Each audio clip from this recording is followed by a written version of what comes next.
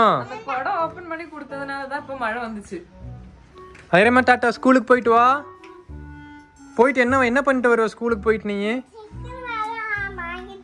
Sticker வாங்கிட்டு இருந்தேன். ஓ, sticker வாங்குறத நீ ஸ்கூலுக்கு போறியா? கொடை பிடிச்சிக்கோ, வெயில் அடிக்குது பாரு. எல்லாம் தலை வேர்க்கும்.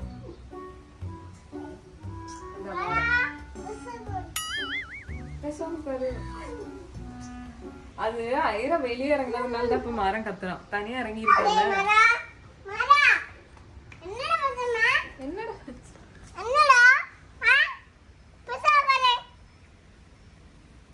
அவனும் இவ ஒரு ஆளுன்னு சொல்லிட்டு பேசாம உட்கார்றது பாத்தியா சுவேல்?